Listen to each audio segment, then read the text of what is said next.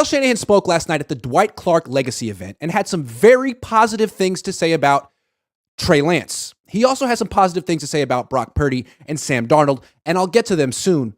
But what he said about Trey Lance was what I would call news. Two things he said, why he's optimistic about Trey Lance this offseason. One, he said that the finger that Trey Lance broke his rookie year essentially affected him for a whole year, and he couldn't throw with a bent index finger at all. So that was completely hindering his ability to play and improve his throwing mechanics. He was all messed up. So that's not an issue anymore. Second, Kyle Shanahan said is that Trey Lance really cleaned up his base in the last 2 months. Remember, he was working with a new quarterback coach. He was working with Patrick Mahomes. That's very interesting because I have pinpointed with Trey Lance that his issues are his base. The way he uses his legs, they really hinder his throwing. They get in the way. He locks his front leg. I've said it a million times before he releases the ball. When you lock your front leg, that pretty much is throwing on the brakes, stopping momentum, and it puts stress on your arm, and it leads to arm fatigue and eventually injury, and it definitely leads to inaccuracy. So he's working with Patrick Mahomes. He's cleaned up his base. Kyle Shanahan is very excited because Kyle can't teach that. It's got to be one of these independent coaches. And so what I'm looking for with Mahomes, he's very interesting the way he throws. Lance is different. Lance is much more traditional, over-the-top, trained. Mahomes is very natural and free. And what he does is he keeps his weight back on his back foot. He doesn't have a large stride forward.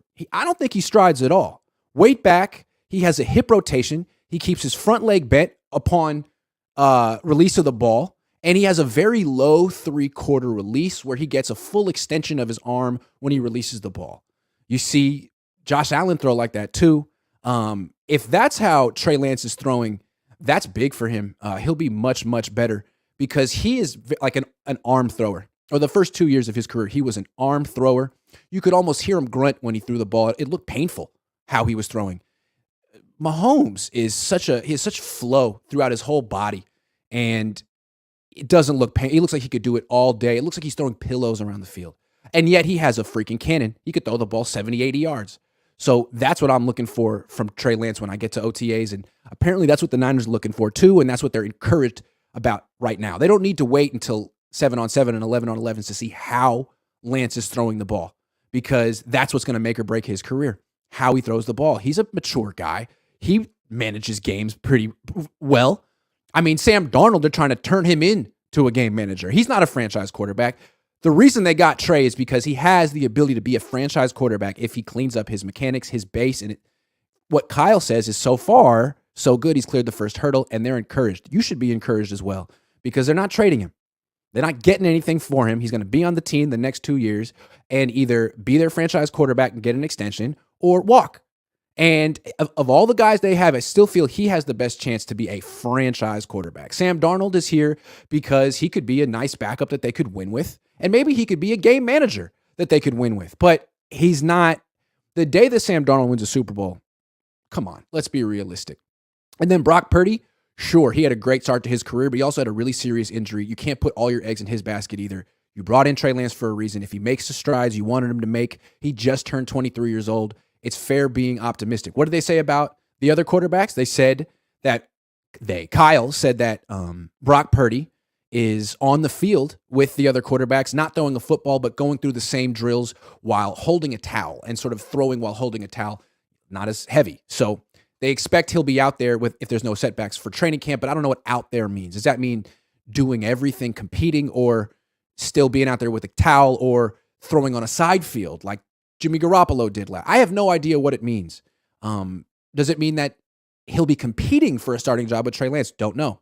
Also with Sam Darnold, Kyle Shanahan was asked about what Matt Mayoko said about Sam Darnold being like the most gifted thrower the Niners have ever had, and he essentially said it wasn't that wild of a thing to say, which tells you right away where Matt Mayoko got that from, I think. So, hey, God loves Sam Darnold, Matt Mayoko, and Kyle Shanahan, but I don't read Kyle saying that about Darnold as him thinking Darnold's going to start. Remember, they could have brought in anyone in the free agent market, anyone in the draft. They chose Darnold over everyone to be a sort of safety net backup plan in case Trey Lance falls on his face or gets injured, which he's gotten injured a lot.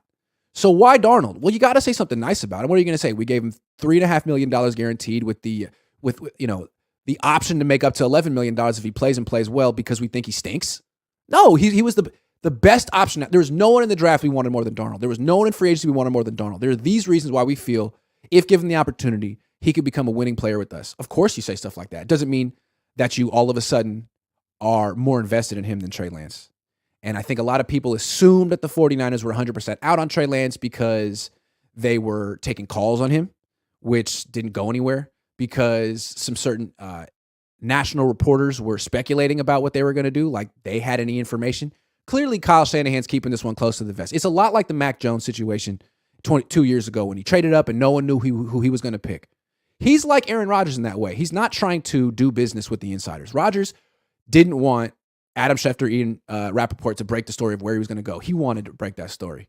I think Kyle Shanahan doesn't necessarily want Ian Rappaport and Adam Schefter and Tom Pelissero to sort of speak for him on this issue. This is his secret, the Trey Lance thing. And if it doesn't work out, here's the thing with Kyle. I'm trying to think like Kyle because I think we have a lot in common. Would Kyle rather stick with Trey and give Trey more opportunities and make it clear to the whole world that Trey was given a fair shot and he failed or he succeeded, but it was on him? Would he rather that or would he rather get rid of him now and take the risk that he could succeed somewhere else?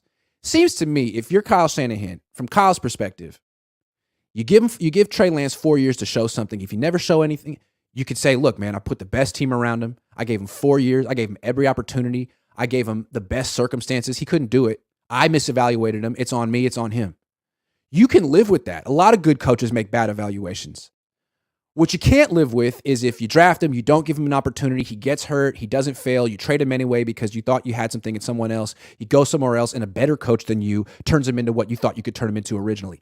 That's something you never live down. That's something that makes people in the league think, is he really an offensive genius? Is he just a scheme guy? All those things come up. So from Kyle's perspective, that can't happen. I do not believe he's going to get rid of Trey Lance. I think he's going to be here for a couple more years, and nothing would make Kyle look like a bigger genius than pulling it off with Trey after the entire world wrote him off. So it's interesting to hear Kyle say this himself. And remember, I said yesterday that I'd heard from a reliable source that the Niners were very pleased with their first impression of Trey Lance in this offseason. And remember, I speculated before then that the reason Ian Rappaport got pushed back when he did about him saying Sam Darnold's going to start week 1 is that the Niners saw Trey Lance and were pleased. Remember, they didn't really see him throwing. He was off with his own guy in Dallas with Mahomes. They needed to see what it looked like. And what Kyle said is the last 2 months really did wonders for Trey Lance's base, his lower half when he throws, his footwork. They needed to see. It was diagnostic. That was a make or break throwing session, learning session for Trey this offseason. It was a make or break offseason, and so far they like what they've seen, and that's why I think they're pushing back. So this is really important. This is 3 different indications that Trey Lance's stock is up. Now, to keep it in perspective, we've heard glowing reports of Trey Lance in May before. So it's going to be on him to keep it going, to make sure he doesn't have arm fatigue, to not get hurt. The way I really look at this is the only way he's not the starter week 1 is if Brock Purdy makes a miraculous comeback, which he could, or Trey Lance falls on his face and or gets injured. Because he got injured in preseason. He broke his finger in the preseason. He's injured his knee. He's injured his ankle. He's never played 3 games in a row. So it's on him to a degree to keep himself injury-free. It's on the Niners also to protect him. So good news so far from Trey Lance. Let's see what happens next. OTAs in 2 weeks. At least with the media there, I'll be there, and I'll give you my impression of his throwing.